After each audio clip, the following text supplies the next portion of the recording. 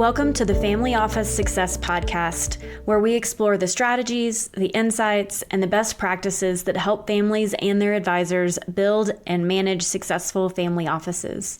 I am your host, Christie Van Wright, and each episode, we dive into the key elements of running a family office. Whether you're a family looking to structure your advisory team for long-term success, or you're a professional managing the complexities of a multi-generational enterprise.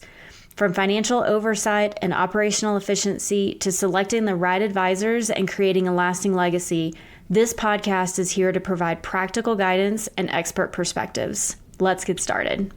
Welcome back to the Family Office Success Podcast, where we talk all things family office. I am super excited for today's podcast because I get to introduce you to Mr. Kyle McDaniel. Kyle and I have had the great honor of working together for, I don't know, Kyle, how long have we worked together now? 6, 7 years at least, maybe more than that. For sure. This was a podcast that I wasn't exactly sure when we started chatting about where are we going to take this, because we've done so much work together and we've had so many experiences together. To say that you really bond in blood, sweat, and tears, that is a real thing. And the more we chatted, the more excited I got about this podcast to talk about leadership and bringing people together, and to use your phrase, which everyone's going to hear again multiple times, right team, right strategy, right values. Those are really the core pieces that when we work together, we build off of, which is just so incredibly cool. And so that's really what this episode is about today. And so with that, Kyle, would you give us a little bit of your background, a short history, and then we're going to dive right in. Yeah, that was uniquely kind. I would say that there's probably an experience I've had and a privilege that no one listening to this has ever had. And that is that I have had the privilege to carry Christie's briefcase into rooms of challenging context. So bonding, yes. Blood, sweat, and tears, yes. And equaled real progress in a long-term relationship. So very kind introduction. I think the most important thing that I would say about me and my story, not just my vocational, is that I'm in a season of life where my energy, my gratitude, and my curiosity, they may not be at biological all-time highs, but they're close to all-time highs. And I have the privilege of having grand twins that have changed my life. And so my perspective on people, as seasons of life have come and gone, has needed to be upgraded. It hasn't been upgraded. A little bit of history. I'm not a terribly interesting person, but I probably spent 70% of my career in private markets, 30% in public markets. I've done things like owner representation work, business combinations, recapitalizations, a lot of change management that did involve operating team and system integration. I think we'll get into a little bit. I've always been drawn to the idiosyncratic and nuanced part of the commercial market in general, public and private, because I've always been curious about it. Anything that takes a couple levels below the obvious assessment, I actually really enjoy. And I also think it's where you can add the most value. I spent about a decade at a multi-strat hedge fund. I worked for 2 family offices, one family office here in Austin. That's where Christie and I connected. At one point in time, worked for a family office in Houston. There was a season where I was the chief risk officer for a public pension plan called TRS here in Texas. Currently, I'm a minority owner in a specialized asset management firm, have some interest in some small companies, but are all related. And I think the last 7 years leading into this conversation, 18 was a big year in my life. Not for any other reason that I started making a different set of decisions for me and my family. It's been largely focused on special situations and organizations that needed change, that had either an ecosystem of problems and an ecosystem of opportunities, or more likely than both. And they needed judgment and execution, candidly. So that's a little bit about me.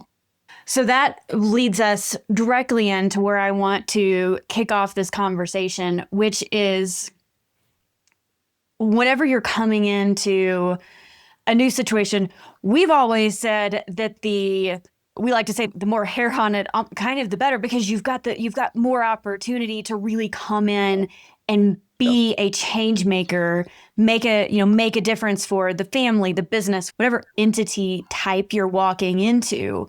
And so that's really, I think, one of the places that we both thrive, which is probably why we thrived so well together in those years at that family office. But you have this idea, or you've told me this before, that you'd rather have a BC idea with an A team than a B or C team with an A idea. Talk me through that a little bit, because I think this is one of the things that sometimes families, and specifically, get a little bit hung up on. I mean, businesses can too, obviously, that you've got this great idea, but you may not have the team that's going to get you there.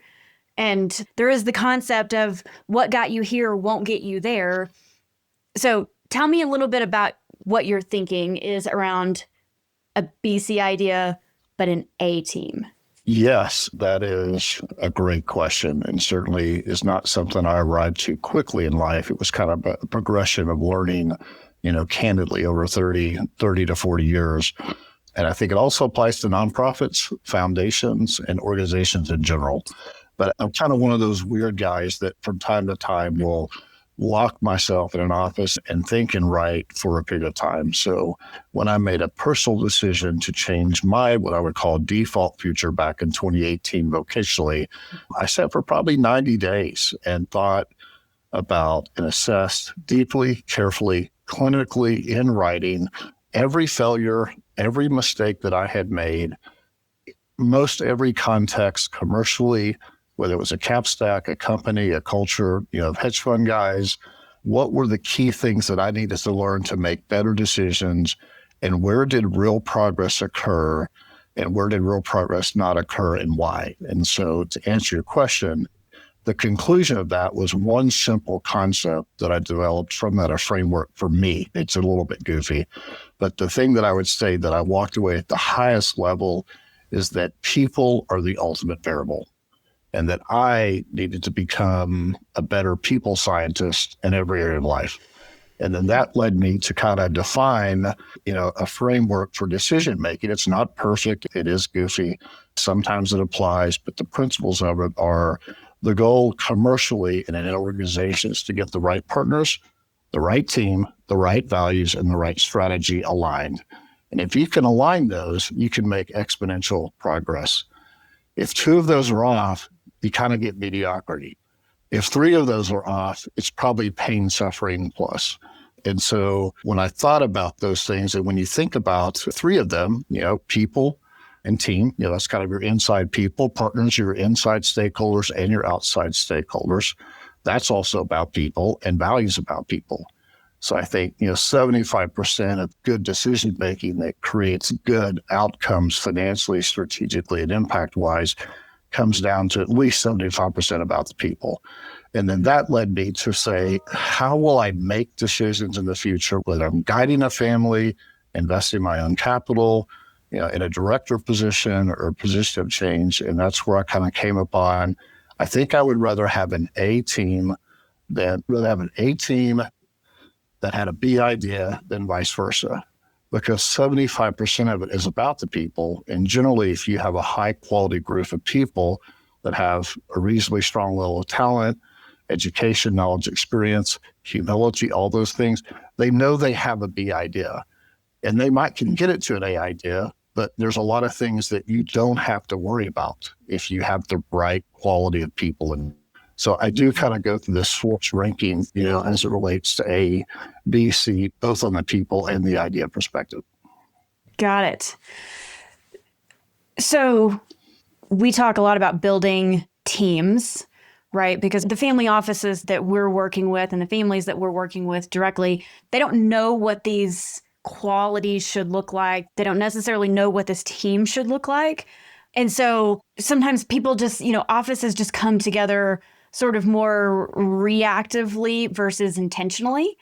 To come back to something you just said, that when you're more reactive than intentional about the people that you put on the team, the people that you put around you, You don't always get the A person. Sometimes just by default, you get the B or C, and you don't know that until much further in.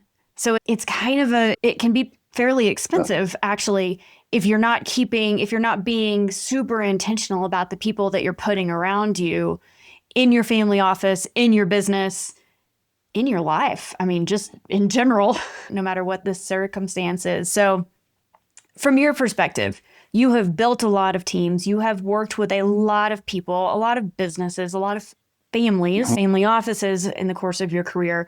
What are some of the things that you look for whenever you're putting these businesses together, you're putting teams together, or you're trying to determine, is this the A team, or did this team get us here, but they're not the ones that are necessarily going to get us to the next big milestone that we're looking to jump to? How do you think about putting the right people at the table? That is just kind of the question, right? To some degree. I would say I'm going to answer that from the aggregate lessons learned from mistakes that I have made.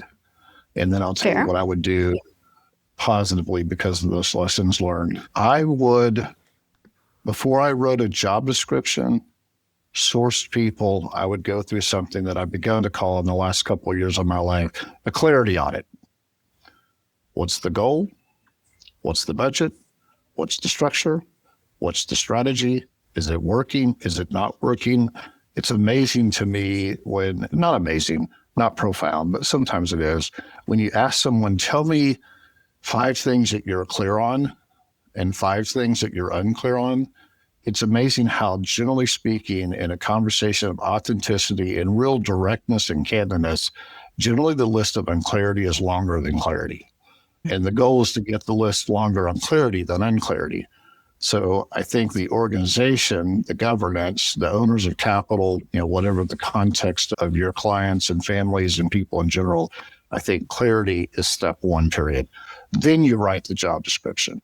Then you think about where you source it. And I also would say clarity audit, or just the pursuit of clarity, has fundamentally changed how I interview people.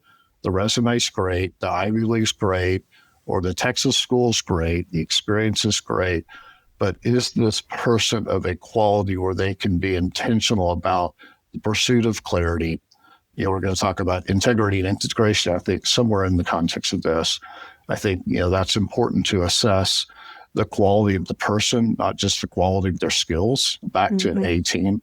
And I think particularly in the modern age of technology, technology is going to punish the unskilled, in my opinion. However, technology can be utilized well. Technical expertise is important, but you can generally teach people the technical skills that they need if they have the right tool set. So it does come down to the intrinsic quality of the person. And it comes down to, are they grounded as a person in their life? Are they grounded commercially? A small, cheesy thing that I've noticed over the years, particularly in the hedge fund world that I was in, you go to offices all over the place, and it is amazing how much you could tell by having an informal, direct conversation with the receptionist or someone on the front line. So you go through the front line, then you go through the office and the trading systems, and you sit in the guy who is like me, that's talked his whole life for a living, and he's pretty skilled with language. However, the person up front may not be as skilled as language. And so to test, some of the issues of clarity and culture and humming and all that stuff, and go through that process and then have that conversation with that stakeholder to kind of test how pervasive that is around them, that's also been a technique that's been really helpful. And then I also think something that is, I think there's a lot of contexts where this is done well, but I've been in a lot of contexts where the value of a mistake and a failure is just not appreciated, discussed, underwritten to get lessons learned. If everything is going extremely well, then you're not being in tune with the reality of the world. I don't know that I could really think of a person, a context, a family that you can actually say, everything is just going great. If that is the case, then you're not clear. The world's challenging. Markets are variable. People are variable. So I think it would be somewhere in that zip code. And then I think probably the last thing that I would say is, to ask someone the simple question of, how are you intentional in your life and how are you intentional in your vocation? Just that one question. That can be really helpful. A lot of people don't think about intentionality. They think about achievement and work and volume and hours and all that stuff. But, strategic intentionality is something different than just persistence and raw energy spent. Yeah, very true. I like to ask people, if we're sitting here 3 years from today, what needs to have occurred for you to feel that you are success personally, professionally? A little bit of a different way to ask that intentionality question, but I completely agree. That was, I get it. And even, I either get deer in the headlights, like I can't answer that question, or I love when I get I know exactly what that looks like. And that is so helpful for me when I'm talking to people. Could not agree more. Just that question of, what does month 36 from today look like? Have you thought about it? Can you describe it? No one's a prophet. No one can tell the future. Tell me what that is. And then what are the 2 to 3 key things that you're doing to accomplish that? Just that simple dialogue, if it's candid, authentic, real, and none of the fluffy nonsense that a lot of business conversations have and egos, conflict, and all that. If you can get to the true, essence of clarity, you can make a lot of progress in that conversation. So I totally agree. Love all that. Yeah. Yeah. I think that's one of the things that when we're working with families or we're working with other groups or building family offices or doing family office services, I'm consistently talking about, do you have the capacity and the bandwidth to bring something in-house?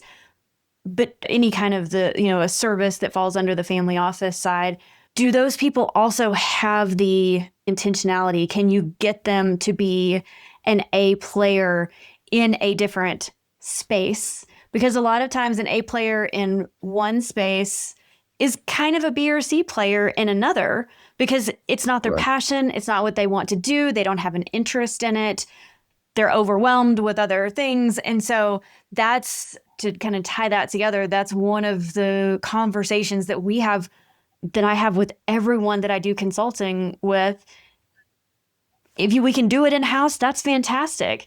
But sometimes, if it's not there, you need the A team to get the work done to move this forward.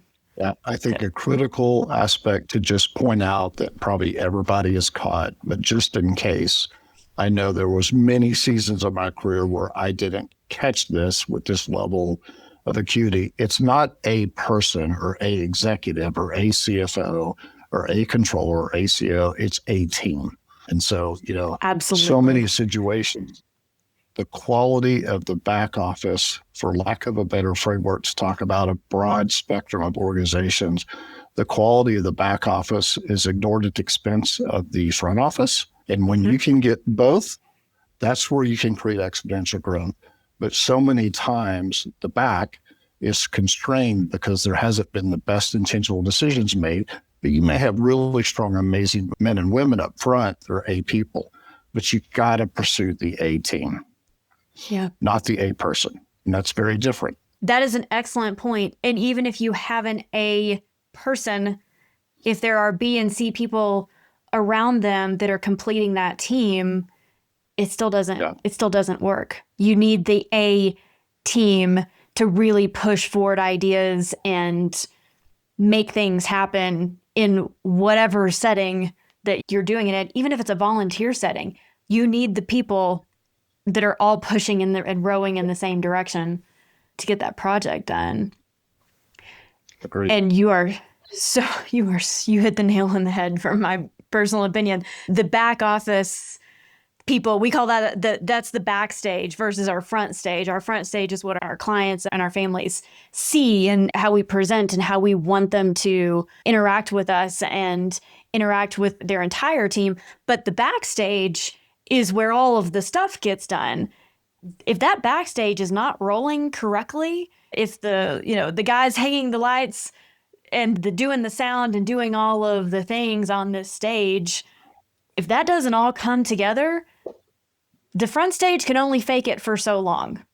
You have to have a strong backstage, and you've got to have that. You've got to have an A team supporting the endeavor, whatever that is. So that's a fun thing that you and I share in terms of our framework to help this call be useful for people. You and I love live music. And, the best live music experiences are when sound engineering, experience engineering, and stage and performance engineering are all at X level. And it doesn't necessarily have to be the best tools and the best equipment in the world, but when you can get those three leaders going together, you can create a magical experience that creates life-giving, transformative, lovely live outdoor music. And the same thing for the commercial enterprise. I mean, I think, I'm a CPA, a non-practicing CPA. I have no idea why I wanted to pursue a CPA early in my career, but I do it. But what I have learned is that debits and credits actually matter. Reading your contracts actually matter.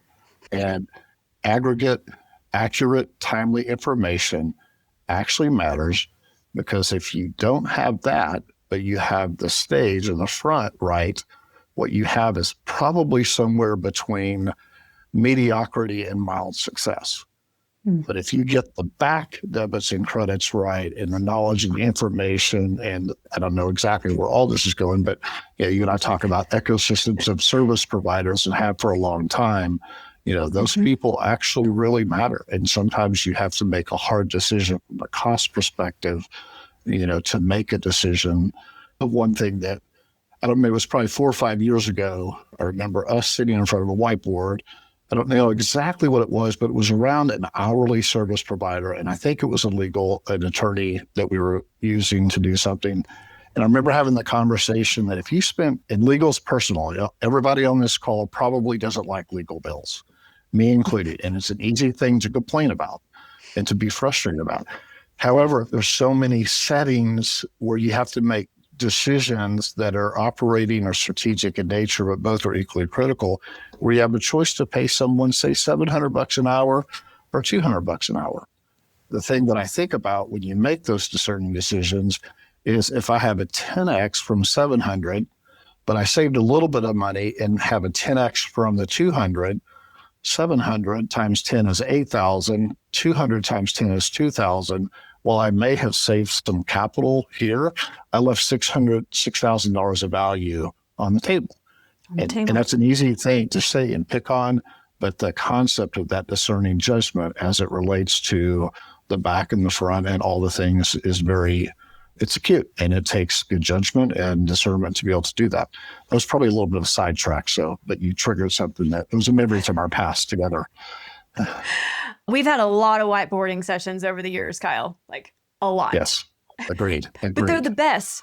There's nothing better than sitting in front of a ginormous whiteboard with multicolor markers and just going to town on what if we did this and what if we did that, and oh yeah, that's not going to work. Let's mark that out and backtrack. And we've come up with some really good ideas on big whiteboards. That's for sure. But your point about discernment inside the systems, I think this certainly applies to the people. It applies to the systems.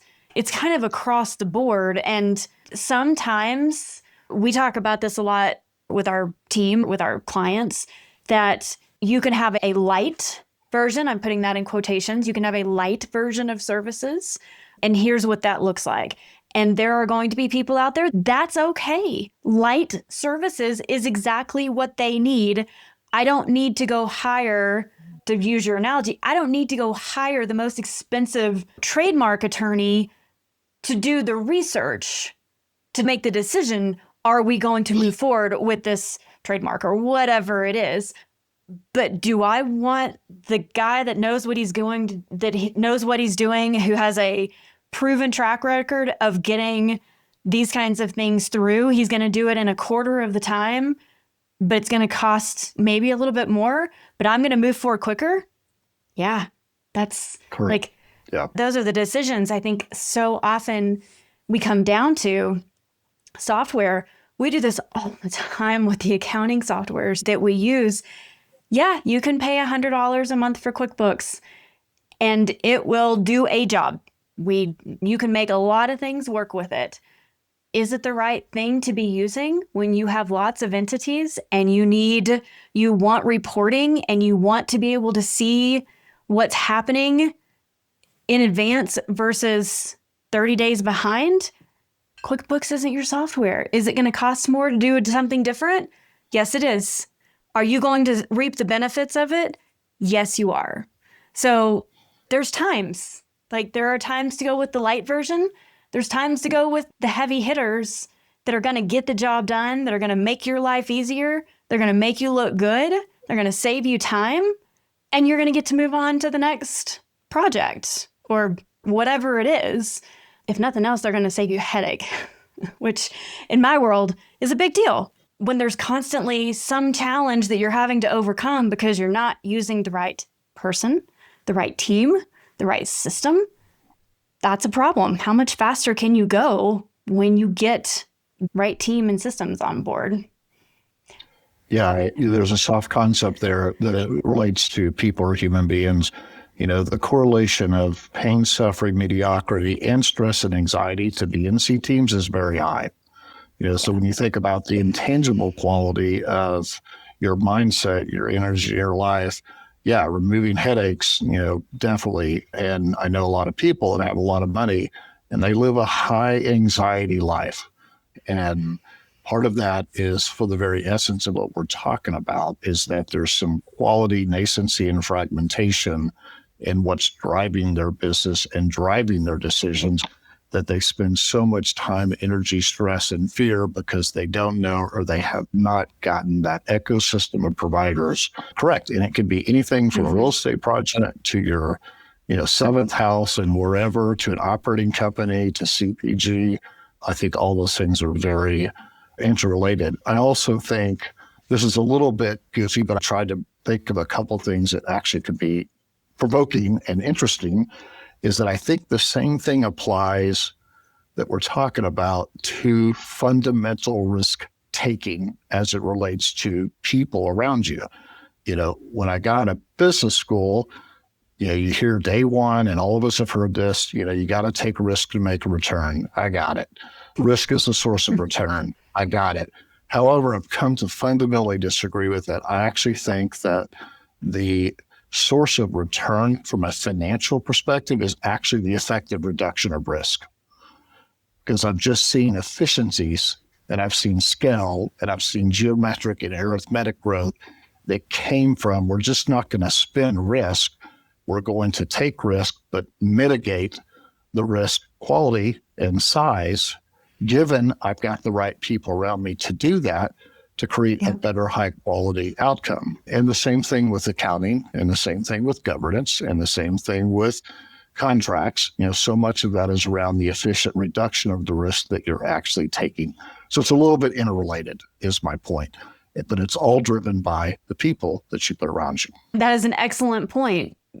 We're all taking some form of risk every day in the decisions that we make and choosing to do one thing over another.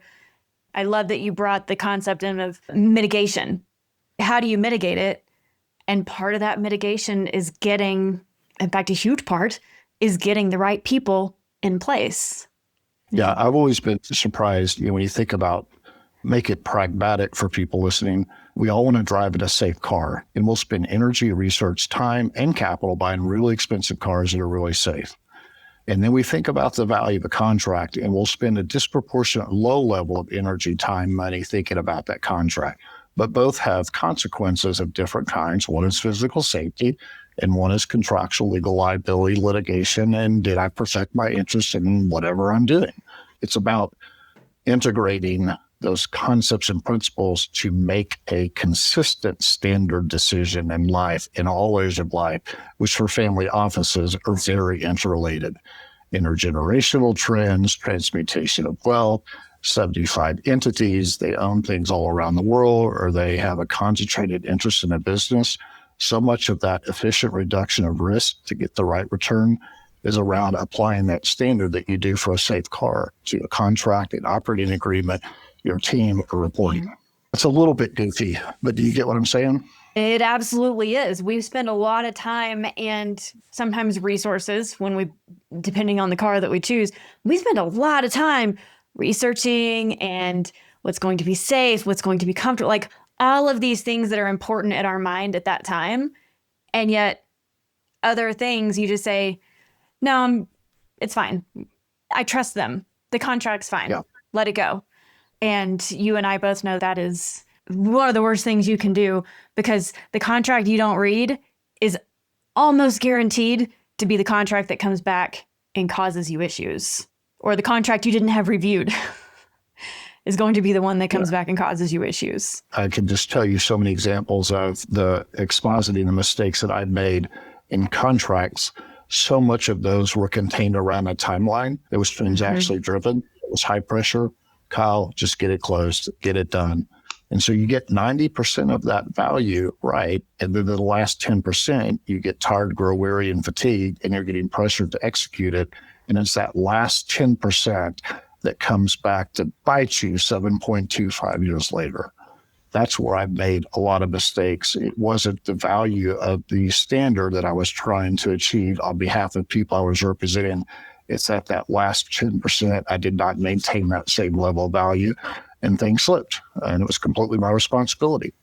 And, a lot of times it didn't come back and nothing happened bad. And there were some times that it did. And, that was my mistake.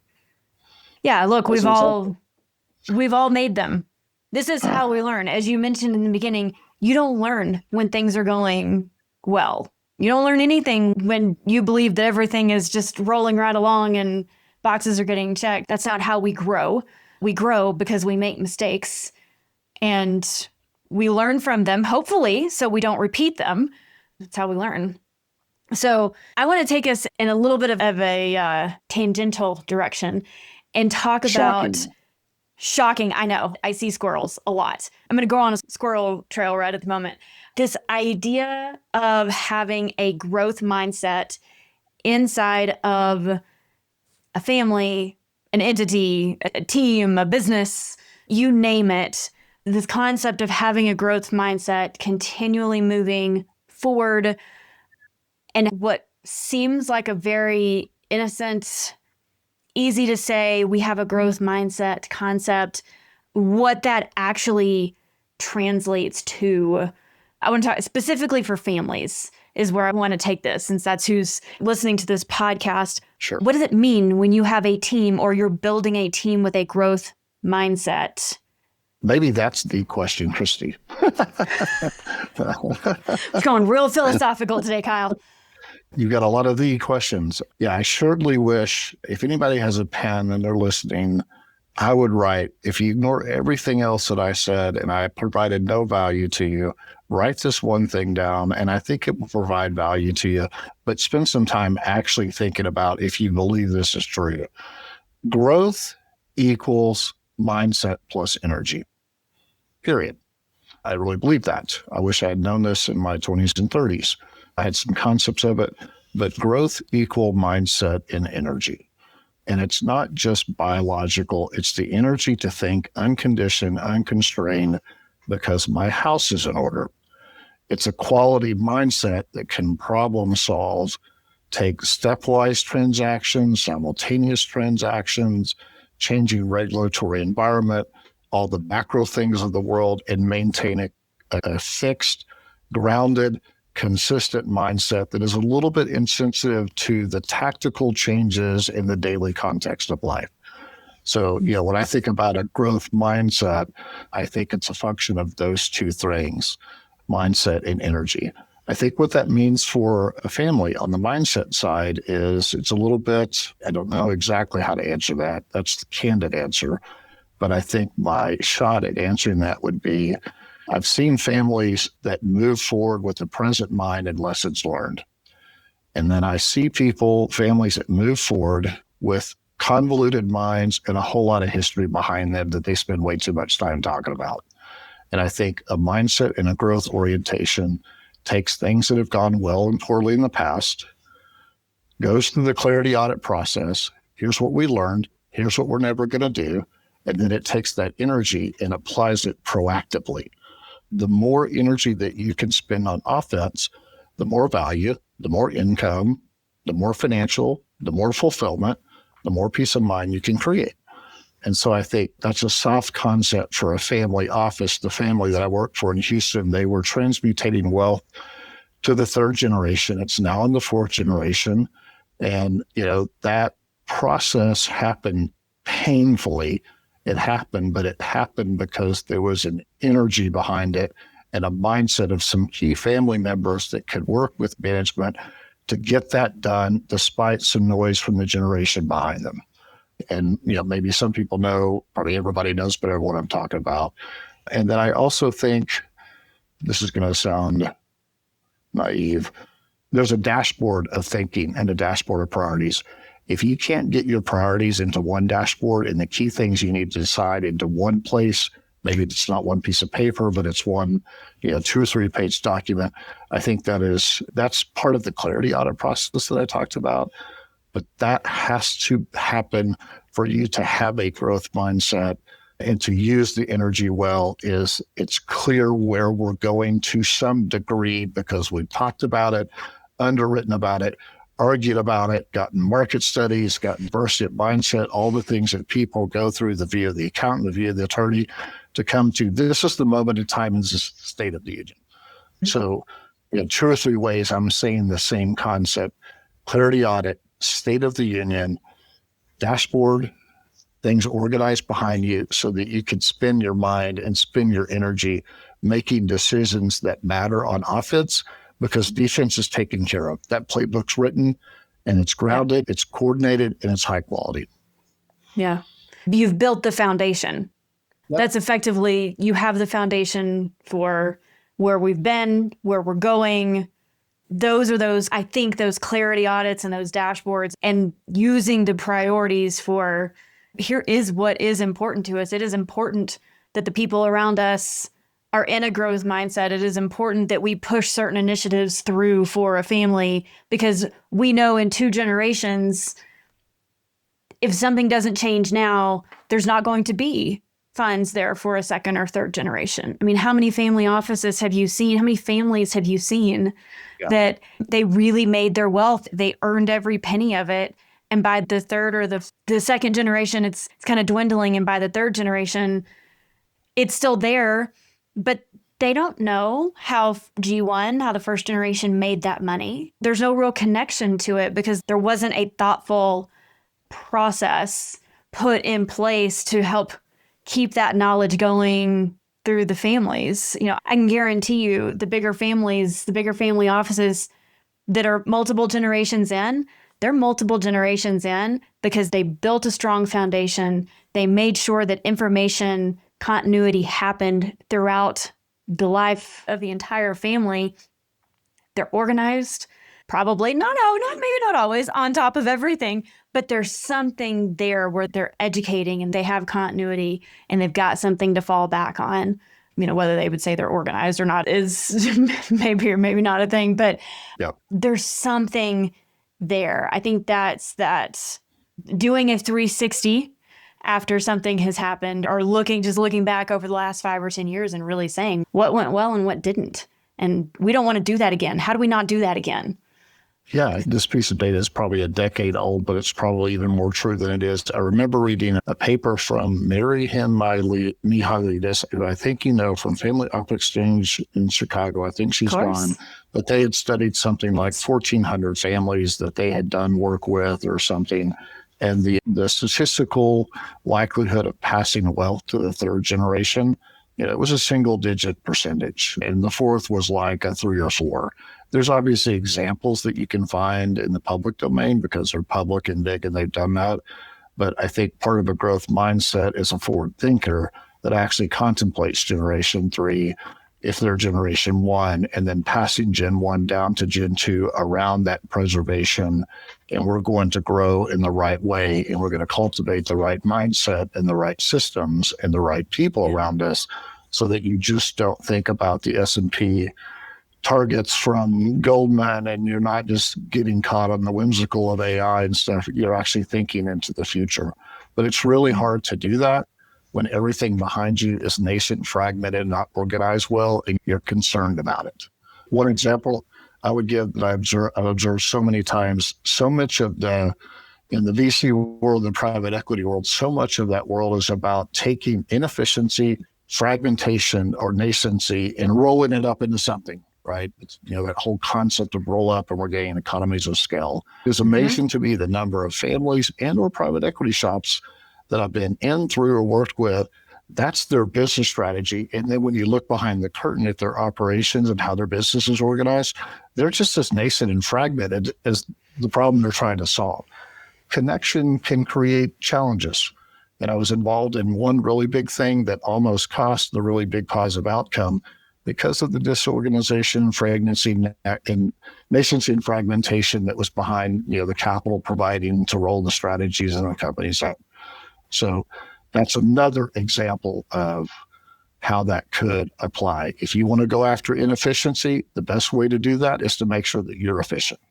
Your team, your home, your shop, your books, your providers, your legal, your contracts, your data room, make sure that you are an efficient place to apply energy and mindset in the most productive way for Generation 3.